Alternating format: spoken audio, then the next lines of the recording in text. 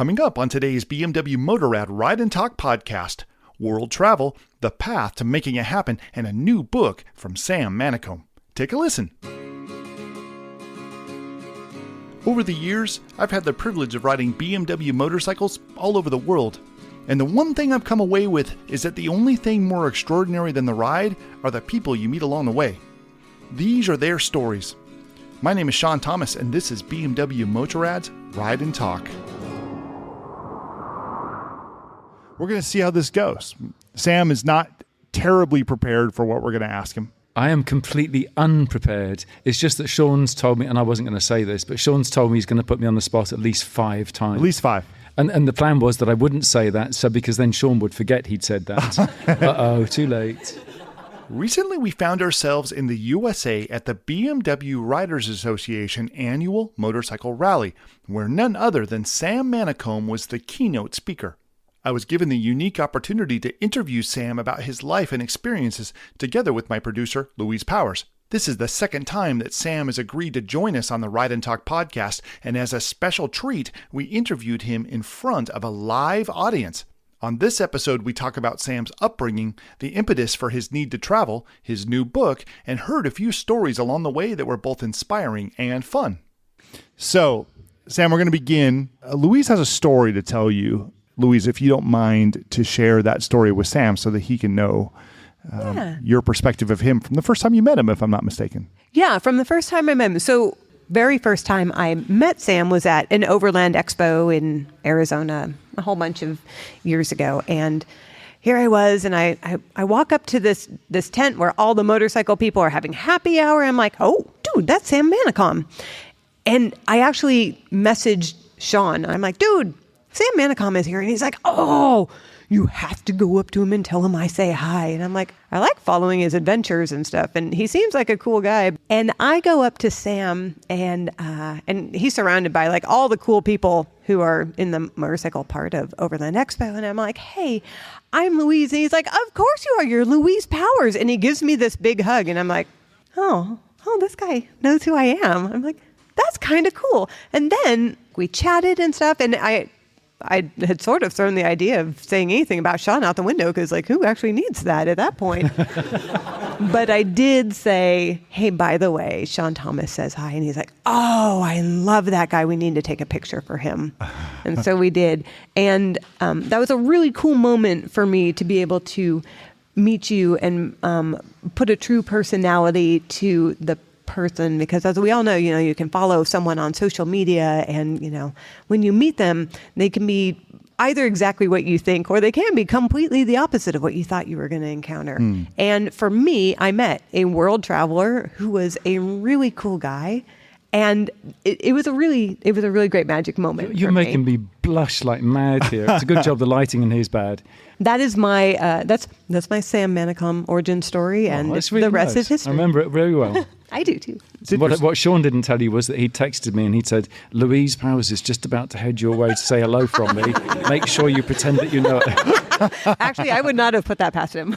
Well, no, exactly. It's not true. I think, Sam, Louise touches on something interesting. And I think for those of us in the audience here, you can relate to this. A lot of people don't know who Sam Manicom is.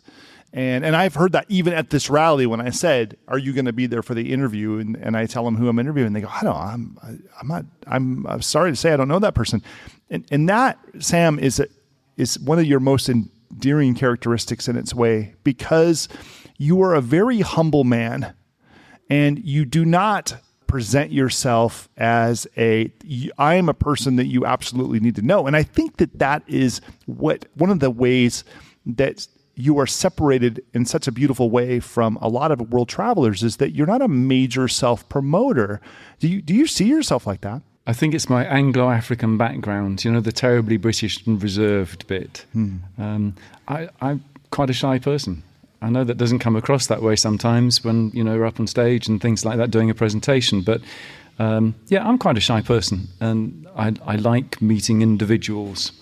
And I think that's probably one of the most important things to me. And it's one of the reasons that I do what I do for a living, because it gives me a chance to share and to meet people. Now, Sam, you not only went on a trip, but you went on a big trip.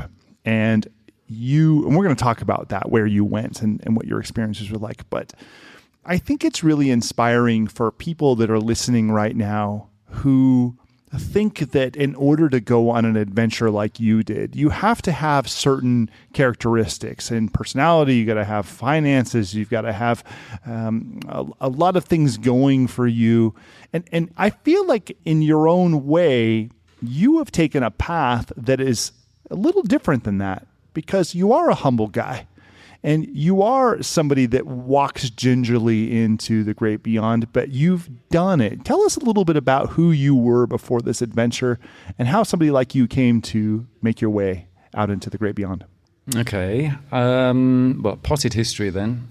I was born and brought up in the Congo, as it was, just before it became Zaire, so that's Central West Africa.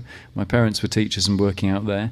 When I was 10 years old, we headed back to the UK for quite a few reasons, in part because people in the surrounding mission stations were getting slaughtered.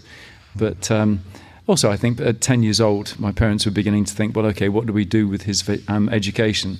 My older sister was already at boarding school and not really enjoying it. So back to the UK we went, and for the next couple of years I was known as Jungle Boy, for obvious reasons. And it was all very strange. And I'd spent most of my youth running around wearing shorts and a T-shirt on Sundays and shoes on Sundays. And most of the time my parents didn't have a clue where I was or what I was doing, which was probably a very good idea when you're sort of 8, 9 years old. And so when I got 16 years old, I decided that school holidays were coming, and I had just bought my first brand new bicycle. And I decided that I was going to use it for the school holidays. And so at age 16, I set off for my first solo trip. And I borrowed a page out of my school atlas, and with the scale was absolutely rubbish, so I got lost all of the time. But that trip taught me two very important things. And one of those things is it's reaching the destination isn't the important thing. What's important is all the things that you see and you get involved with along the way. And that taught me the value of traveling slowly and talking to people and taking side turnings and all of that sort of thing. And I didn't make it that far into Europe, but I had a fantastic summer. And I think the combination of growing up as a kid in Africa with all of the different lifestyle there, tropical fruit, apples. When we got back to England, I couldn't eat enough apples because we didn't have them. At Christmas, we'd have an apple that was cut into 6 pieces, and we'd all have a piece of apple, and that was part of Christmas. But anyway, I'm sidetracking. You can tell I'm a storyteller because I do that all the time. So I think it was those two first things that started me off with the passion for travel. And from that time onwards, then I travelled as much as I could. And I backpacked, I hitchhiked, travelled by car in Australia, bus and train. And then I got to the stage where my mother was saying to me just too many times, don't you think it's time to grow up? Well, I thought long and hard about it, and I thought, wait, yeah, okay, she's probably got a point. So I got myself a proper job. I mean, the employers, I applied for 27 different jobs and only had the reply from 2. One of them invited me for an interview, and the interview just went phenomenally well. He was looking for somebody who had learned to think on his feet, who had learned how to work with other people. And these are the sorts of things that you learn from travel. He wanted somebody to come in and do a bit of troubleshooting. So in I went to that. And I stayed with that until, big promotion about to happen. And that was when I realised that I didn't like my job. So over a few beers, realised that actually I was free. I didn't have any responsibilities. I didn't owe anybody any money. My family were well, no kids, no pets. And I just thought to myself, you will probably never be this free again. Do something different now. What are you going to do? Well, another couple of beers, it always tweaks the grey cells. And that was when I came up with the idea of, I want to ride a motorcycle through Africa. So I handed my notice in the next morning. Lunchtime I went out and bought a 125cc trail bike, because part of the problem was I didn't know how to ride a motorcycle. So I passed my test 6 weeks later, and 6 weeks after that, I was at the edge of the Sahara Desert, looking south over the sand, lovely setting sun, thinking, Sam, you idiot, what are you doing this time? But so the adventure began. And this to me is one of the most important things. We allow fear and uncertainty to get in the way too much. To me, fear is something that is actually my brain and my body saying to me, no, wake up.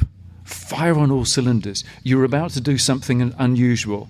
And if you're fully awake and fully alert, then actually the chances are of you achieving what you set out to do are really strong. And the other trick is, what I learned as a 16-year-old, take it steady. Learn by your mistakes. And don't be afraid of making mistakes. We all make them. My natural instinct sometimes is to say, it wasn't me, I didn't do it, it was not my fault. But actually, that doesn't work, does it? I want to take you back to a moment after you started doing a little bit of travel, before your mother told you to grow up and you got a real job. And you already, in that short moment, started talking about things that I feel like it's very advanced for many people that travel. And, for many people, when they travel, they think of going to, in the USA, they go to a different state. And that's traveling for them. And that's enough. And people in Europe may go to another country within the European Union, and that's enough travel for them. But you are going well beyond that, and even that is advanced. What say you to people that come to you with this sort of tentative nature about travel and whether or not they should try to go outside of their boundaries and how to do it? There's a little silence here. Normally I'd fill that with a long but I'm being well behaved tonight. I think anybody who has the instinct that they want to go out and explore should start doing a little bit of homework and to start talking to people who have been to those places and spend less time paying attention to what mainstream media says those places are like, because actually the reality on the ground, except for the occasional hotspot, is very different to the image that's portrayed of those places. And that's one of the key things. I meet so many people in the US, for example, that say, no, don't go to Mexico. It's really dangerous. Yeah, okay, there are some small areas of it that are significantly dangerous, but the rest of the country is absolutely massive. And it is beautiful with some fantastic roads to ride and really friendly people. And that's the bulk of the country. So I think do your homework, find out what these places are like in advance by talking to people and reading articles from people who've actually been there. Sam, I've got a story for you. Okay. And for those of you listening. So you've written 4 books about your trip around the world. And so I like to listen to books while I ride motorcycles. So if the riding is not terribly intense and I'm just there to enjoy the countryside and have a good time, I have earbuds inside my helmet and I'll listen to books while I ride. And I was riding with friends and I was listening to a book, one of Sam Manicom's books. And so I'm out in the backcountry traveling while I'm listening to Sam talk about his backcountry travel experience. It's really cool. And as we're riding, I realized that one of the stories he had told about his books, I had a question about it. Like I went, there's probably more to this story than he's telling in this chapter of his book. So I pulled the group over to the side of the road and I got off my motorcycle and I went over to the bike behind me, which was Sam Manicom, and you were riding with me. And I said, Sam, I've got a question about one of your books. And you were able to sit there and explain to me in more detail what happened. And something I love about your books is, in terms of your audiobooks especially, is that you are actually narrating them and telling us the tale about your experience. Tell me a little bit about, as you're writing these books and you're relaying your experiences, how you decide which part of the tale to tell, because there's always a little bit more. Oh, that's really easy. I got the worst possible grade in English that you can get at school and still pass. So technically, I should not be able to write books at all. But I soon learned as I grew up that actually just the way we are at this point doesn't mean that we're the same way 5 years down the line or 10 years down the line. Life changes us, doesn't it? We get influenced by different things. And I'm also a great believer in, if you like the idea of having a go at something, try it. It's a new adventure. And if you fall off, well, okay, so you pick yourself up, dust yourself down and have a go at something else. But you've got to try it. So when I decided that I was going to write Into Africa, the first book, I'd been writing magazine articles during the time that I was traveling. Not many, because I didn't want them to get in the way of the journey. The journey was what was important. The magazine articles, that was just a very much secondary thing. But at the end of the 8 and a bit year trip, I had people writing to me and saying, well, look, we like your articles. When's your book coming out? Well, my thought was, well, what book? Yeah. But hey, if you don't try, then you don't find out if you can. So for me, it was a case of, well, how do I do this? I hadn't been to, education school about writing books or anything else like that. So I decided that I was just going to find somewhere really quiet. And every time a thought was powerful enough to pop into my mind, I would just get those words down. And it didn't matter if my punctuation or my grammar was bad. That really didn't matter. What mattered was I was downloading this story. We're so lucky that we don't live in the days of Shakespeare and we've got cut and paste. And I mean, even the days of typewriters and Tipex, we're well out of that. Yeah. So, we can just do that. And then we can reorder, we can order all of these sorts of things. And that's how it happened. And when I was reading through it, the question always in my mind was, is anybody else going to find this interesting? And that was key. If I wrote something that was interesting to me, but not necessarily interesting to somebody else, then out it came. The original manuscript was nearly twice as long as what I finished up with. Sam, I'm going to take you to another moment. It's something that you said to me that I've never forgotten, but there's a story that comes with it. Okay. I'll tell you the story first. And the story doesn't have a lot to do with what he told me, but I love the story so much that I'd love you to hear it. So you came to stay at my house. I did. And this is many, many years ago, and you were still traveling about the USA, and I said, if you're ever around and you want to stay at my place, you can. And then I followed you, like so many of us do, and I found out you were not far away. And I reached out to you and said, Sam, if you need a place to stay, I live in Monterey Bay, California, and I'd love to have you. And you reached out to me and you said, I have one free night and I need a place to stay, and I'd be much obliged to you if you'd let me stay with you. I said, no problem. I've got a room for you. And so you came that night, spent the night. The next day, I said, would you like to go for a ride and see the country and come and have some fun with us? And you said, sure. And so we went out for a ride, and I said during the ride, Sam, if for as long as you want to stay, you're welcome to stay with me. And you said, well, I do have actually a few extra nights, and I'd love to stay. And I said, fantastic. So you ended up staying for several nights. And at the end of the stay, you told me, I was only going to stay with you for one night, because I didn't really know you, and I thought you might be a jerk. I didn't say that. Do you remember that? No, I didn't say that to you. I think that kind of falls in line with my story, too. No. What I said... The preconceived notion thing. I said one night because I didn't want to intrude, and I was already beginning to learn how amazing American hospitality is, and I didn't want to take advantage. And I also thought... actually, you may hate me as a house guest for one night, and this gives you an excuse to give me the boot the next morning. So, yeah, that was why I did that. There was nothing jerk about it. Now, you said something to us during that stay, and honestly, it just stuck with me to this day. And you said that there is, when you see the world, there are tourists and there are travelers. And you explained to me the difference. Do you remember what you said? Can you tell us the difference in your mind between a tourist and a traveler? Okay. A tourist goes, sees what they went to see. A traveler sees what they see. Mm.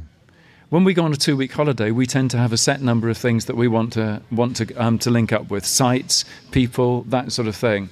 But a traveler, because you're much more relaxed with your time, then... you've got the freedom to have done your research and to know that those things exist, but you've got the freedom to start taking side turnings and just seeing what's down there. And Africa's 5,500 miles long, and I ended up riding 22,000 miles because my motorcycle gave me the freedom to see what I saw rather than specifically going to see particular things. I got to tell you that I took the advice at first the wrong way, which is to say that I love the idea of being a traveler and just letting the world unfold before me and being absorbed with what I saw. And what I didn't do is pre-research where I was going. So I would go to a location that I'd never been to before. What comes to mind for me is Czech Republic, which I rode to. And I thought, I'm just going to let the country unfold for me. And I was not that impressed by it, because I didn't really know anything about it. And later I found out, there's actually quite a bit about this country that's really amazing and beautiful and wonderful. And if I had done a little bit of research, I still could have been a traveler and enjoyed it. You could. So do your research first. Would Yes. that be your advice to people? Oh, without doubt. It's so easy to ride 10 miles close to something and have no idea it's there. And then, a couple of months later, you find out how incredible this place is, or there's something particularly special that goes on in that area, and how important that is. I have a reputation for planning things fairly lightly, but actually it's not true. I'm fascinated by the places that I go, and the more that I go there, the more I learn, then the more I can get out of a country. But it's also learning things about how the customs and cultures work in places. It's so easy to tread your motorcycle boots over somebody else's culture without having a clue that that's what you're doing. And how embarrassing is that? But you learn a bit about a culture, and it also gives you such an amazing insight into what the place is like, what the mental attitude of things are. So it's learning the little things like that. And I find that fascinating. One of the stories that you tell in your book that I love so much, and I believe her name was Big Mama. Does that ring a bell for you? Are we talking the market scene? The market scene. Yeah. Yes. Negotiating, which I find generally is difficult for most Westerners. It is. To haggle. Yep.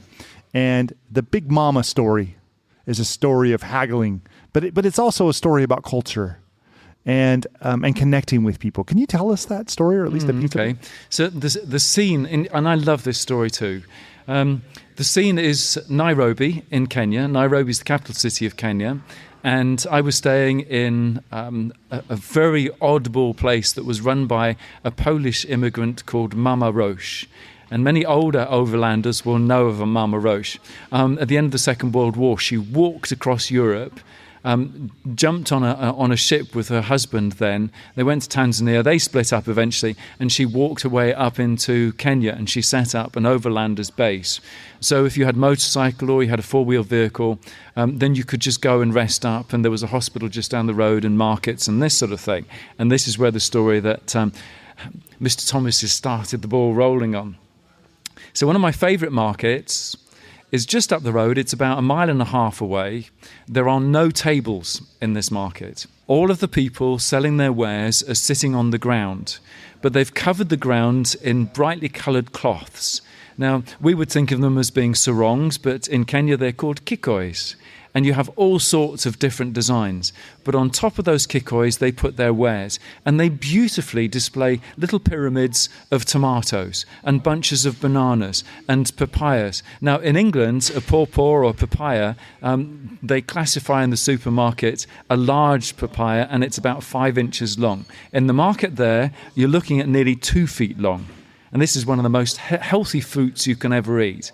Anyway, so before you go shopping in a market like this, you've talked to one of the local guys and you've found out what the locals will pay for, according to weight, for all of the various different things. Now, you know that you're not going to get the locals' price because you're a tourist, and that's fair comment. But getting down close towards local price is actually part of the fun. So you walk around the market until you find one of the mamas, and they tend to be big, which is why they're called big mamas, all of them, sitting cross-legged on the floor, surrounded by their goods, and you just sort of stand back and watch how they're interacting with their customers until you find one that you can see's got a sense of humour.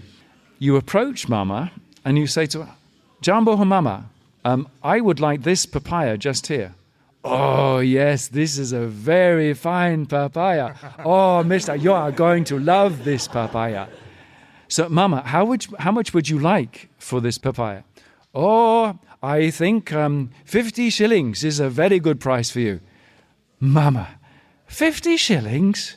Oh, come on. How about 5 shillings? "Oh, mister, 5 shillings. What do you think? I am made of money?" So you dicker backwards and forwards a little bit, and by this time you've got a bit of an audience going. And because you're having some fun, then you've got people who are on your side and people who are on Mama's side. And everybody's giving the other person advice. And there's lots of laughter when this is happening. Anyway, so then you get up to about the sort of 30 shillings mark, and you know that the locals are paying 25. So you're happy with 30. But Mama still tries it on. And in this particular instance, she said to me, "But I have a husband and 7 children to feed. You must be paying me." And I said to her, "Oh, Mama, I have 7 wives and 1 child to feed. And Mama just said, oh, take it. Of course I didn't. I paid her for it. Of course I didn't. But, just the whole interaction, and this took 45 minutes, and it was just 45 minutes of fun. I could have walked into the supermarket that was in the other direction down the road and picked out one that wasn't as nice looking in about 5 seconds. No, that's not funny. I think the prevailing message that I share with people from my travels, which are nowhere near as substantial as yours, but really was impactful for me over all other messages that I can share with anyone that wants to travel, is that people are good. Too right. No matter where you go, people are good. If you give them a chance. Is this your experience as well? Oh, without doubt. Humanity's humanity. So there's always going to be somebody who is a villain or somebody who's on an off day. But let's say 1 out of 100 is a villain. Think about it like this. What are the chances of you actually coming across that 1 in 100 person? Now, we all have off days, and that makes us grumpy and a bit edgy and, not got much patience. So let's say 2 out of 100 are those grumpy, edgy people on that particular day. Again, what are the chances of us coming across that person? It's much more likely that you will come across somebody who is more nervous of you than you are of them. So you reach that hand out, and if you can, say hello in their language and smile, and all of a sudden the ice is broken. And even if it's a sign language conversation, the conversation just flows. And sign language is really easy. I mean, most of it's common sense. So, for example, you want a hotel, and you don't know how to ask for a hotel, but you've smiled, you've shaken hands, you've built a little bit of relationship, and you do something like this. A triangle over the top of your head, and then put your hands next door to your face as if you're sleeping. Instantly, people know that you're looking for somewhere to sleep. Oh, hoteli, and off you go. And you've got somebody, and because they're nice, they'll take you to somewhere. And that's, for me, the grand scheme of things, that's how things work. People are great fun. You just have to give them the opportunity to be so. I want to peel back one of the layers of what you've shared with me tonight and before in our conversations. And you've shared with me that, if you want to travel, it's very good to do your research. It's very good to understand where you're going to go, understand the experiences of people that have traveled, and that helps you to create a picture of what you're going to go through. It's more than just digging into, because you're going to run across people that have a negative story to tell and have a reason that you shouldn't travel. Go stay at home and work at the lawyer's office. You'll be just fine there. And you have to be able to push past that. Yeah? So There's got to be a mindset beyond simple curiosity. Tell me a little bit about what allowed you to do this beyond the detractors. And I was ready for a darn good holiday. You actually hit a nail very firmly on the head there. Curiosity. It's a wonderful thing if we let it. It can lead us to the most amazing experiences, and the learning opportunities that comes because of curiosity. It's really important. I'm quite a shy person. I know. Here's me sitting up on stage, and I probably don't come across as being shy, but I am. And I like discovering things quietly. And the combination of curiosity and discovering things quietly, that works together quite nicely. But also, it's the most important thing is look for reasons why you should do something and stop looking for reasons why you shouldn't. Yeah.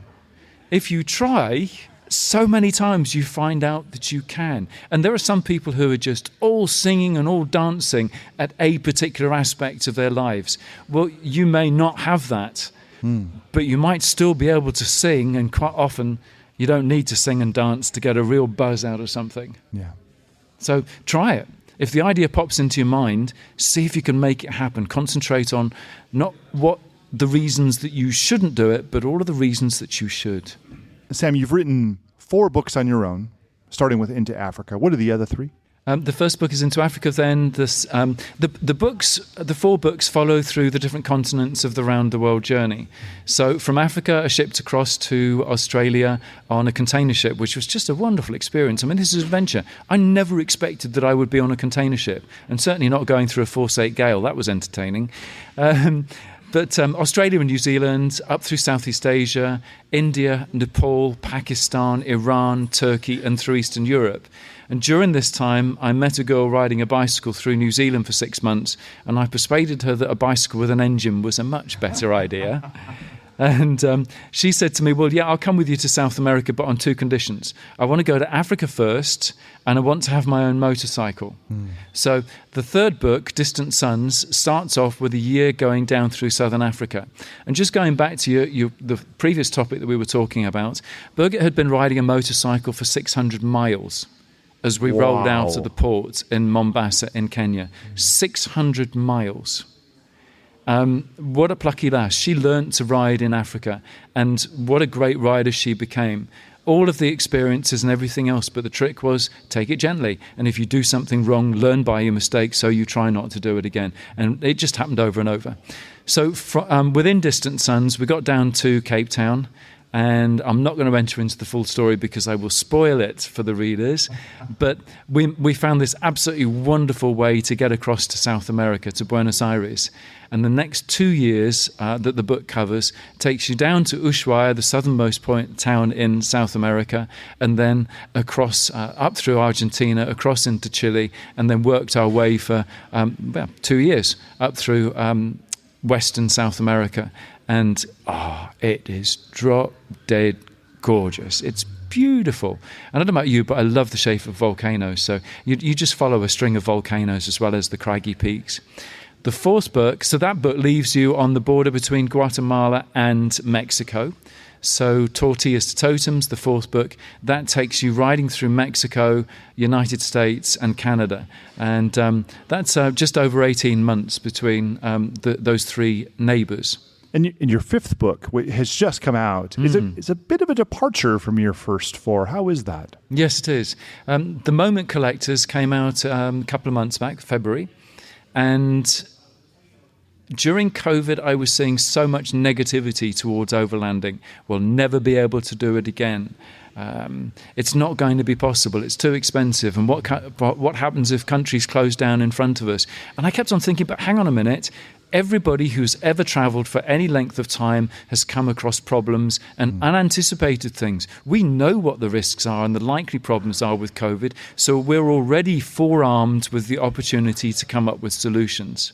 But the negativity was really getting to me. People were forgetting how wonderful travel is and how important it is, I think, for humanity that people go out of their home environments and come back with real information about the different countries. It just adds such amazing perspective. So what I wanted to do was to put together a book where each chapter is by a different author. And each chapter, the brief to the author was write about one of those moments when you're out on the road when you suddenly think, yes, this is why I'm out here. But there's a lot more behind this book, which is woven in. So we've got 20 authors. I'm one of them. Some of the authors are terribly well known, sort of 21 books, right the way down to a couple of people who've never written anything before. But I've been watching them on social media and I've been watching their posts, and I could tell that they got great stories and that they could write. They just needed some guidance. So the full range of writing ability. I also wanted to have authors who had been on the road for a very long time. So, for example, like Simon and Lisa Thomas, 19 years on the road, right the way down to somebody like Daniel Byers, this was his first trip. I wanted to have all of the different ways that we travel on a motorcycle. So people who are riding 2-up, solo female, solo male, couples riding on 2 bikes, that sort of thing. So we got the full mix. But I also wanted to have different nationalities. So we've got 5 different nationalities. And just the mix of these chapters is absolutely wonderful.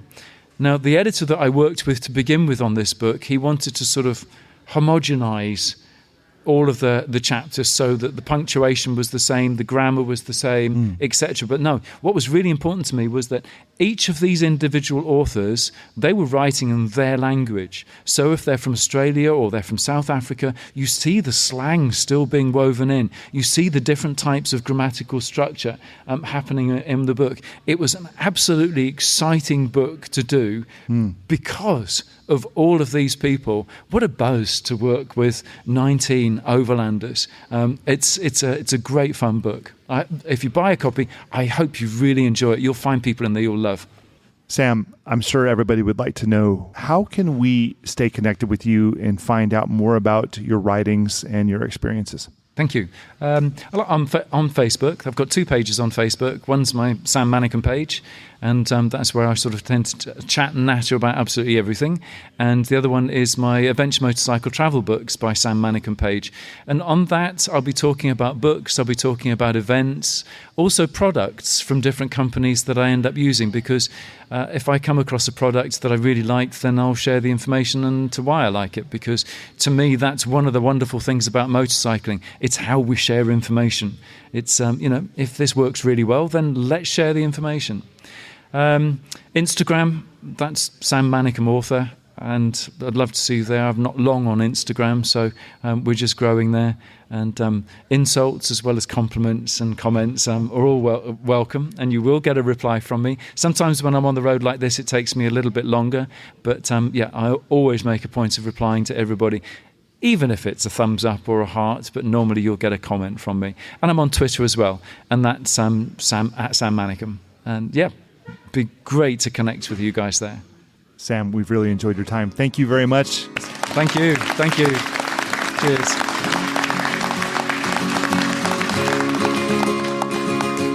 We very much hope you have enjoyed this episode. We'd love to hear from you, so please comment and share your thoughts about this podcast. We have many more on the way, so please subscribe, follow along, and share your requests for future episodes of the B&W Motorrad Ride and Talk podcast.